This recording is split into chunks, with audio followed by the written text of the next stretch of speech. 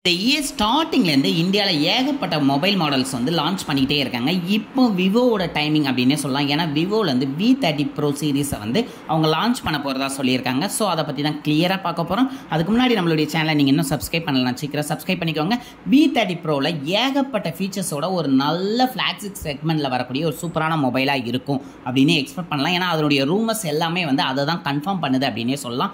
நல்ல ஒரு ஸ்லிம்மான டிசைன், அது மட்டும் இல்லாமல் கர்வியான டிஸ்பிளே, அதோட அவங்களுடைய ஓன் ஃபீச்சரான ஸ்மார்ட் ஆரோ லைட் எல்லாமே வந்து பக்காவாக கொடுத்துருக்காங்க அந்த மொபைலில். ஸோ அதனால் இந்த மொபைல் சூப்பராக ரீச் ஆகும் அப்படின்னு எக்ஸ்பெக்ட் பண்ணலாம். ஃபஸ்ட்டு டிஸ்பிளேலேருந்தே நம்ம பார்க்க ஆரம்பிச்சிடலாம். டிஸ்பிளே பொறுத்தவரை உங்களுக்கு 6.78 இன்ச் AMOLED டிஸ்பிளே கொடுத்துருக்காங்க. அது மட்டும் இல்லாமல் இதுக்கு வந்து 2800 nits பீக் பிரைட்னஸ் கொடுத்துருக்காங்க. ஸோ பிரைட்னஸ் அடிச்சிக்கவே வேண்டாம், உங்களுக்கு அவுட்டோர்லேயும் சரி இன்டோர்லேயும் சரி சூப்பராகவே இருக்கும் அப்படின்னே சொல்லலாம். அது மட்டும் இல்லாமல் இதுக்கு 120 Hz ரெஃப்ரெஷ் ரேட் கொடுக்கறனால உங்களுக்கு நல்ல ஒரு ஸ்மூத்தான டிஸ்பிளேயாக இருக்கும் அப்படின்னு இதை வந்து எக்ஸ்பெக்ட் பண்ணலாம் அப்படின்னு சொல்லியிருக்காங்க. அது மட்டும் இல்லாமல் இதனுடைய கேமரா செக்மெண்ட்டை பொறுத்தவரை உங்களுக்கு ட்ரிபிள் கேமரா செட்டப்பில் வருது. ட்ரிபிள் கேமராவுமே வந்து உங்களுக்கு 50 மெகா பிக்சலாகவே கொடுத்துருக்காங்க. மெயின் கேமராவை பொறுத்தவரை 50 மெகா பிக்சல், அதுக்கு OIS சப்போர்ட்டோட வரும் அப்படின்னு சொல்லியிருக்காங்க.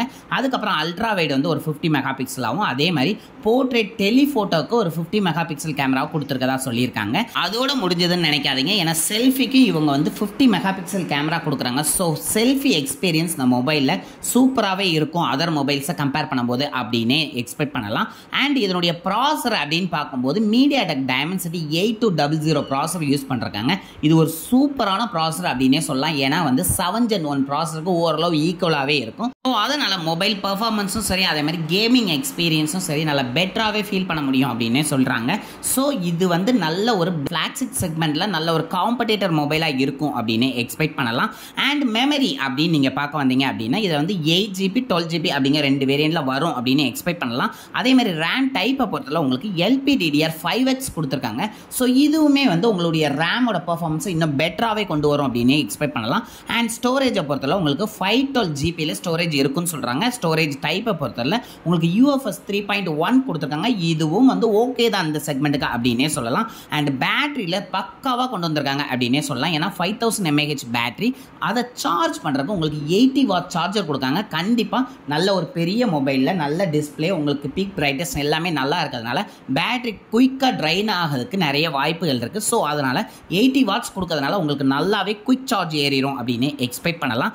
அண்ட் இதனுடைய OS அப்படின்னு பார்த்தீங்கன்னா இப்போ லேட்டஸ்ட்டாக வந்திருக்கக்கூடிய Android 14, அதே மாதிரி அவங்களுடைய FunTouch OS 14ல் அவங்க கொடுப்பாங்க அப்படின்னு எக்ஸ்பெக்ட் பண்ணலாம். ஸோ FunTouch OS எப்போவுமே வந்து நல்லாவே இருக்கும். அதில் கொடுத்துருக்கக்கூடிய நிறைய எக்ஸ்ட்ரா ஃபீச்சர்ஸ் சூப்பராகவே இருக்கும். அதில் ஏகப்பட்ட லைட்டிங் எஃபெக்ட்ஸ் எல்லாமே வந்து சூப்பராக கொடுத்துருப்பாங்க. ஸோ அதனால் OS லெவலில் சூப்பரான ஒரு எக்ஸ்பீரியன்ஸ் இந்த மொபைலை நீங்கள் ஃபீல் பண்ணலாம் அப்படின்னே சொல்லுவேன்.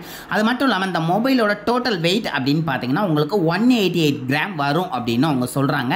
ஸோ கிட்டத்தட்ட வந்து என்னுடைய கணிப்படி ஒரு 195 வர சான்சஸ் இருக்குது. எதனால் அப்படின்னு பார்த்தீங்கன்னா இதுக்கு வந்து 5000 mAh பேட்டரி கொடுத்துருக்கனால ஓரளவு கொஞ்சம் வெயிட் எக்ஸ்பெக்ட் பண்ணலாம். அது மட்டும் இல்லாமல் இந்த மொபைலுக்கு வந்து IP54 dust and water resistance கொடுக்காங்க.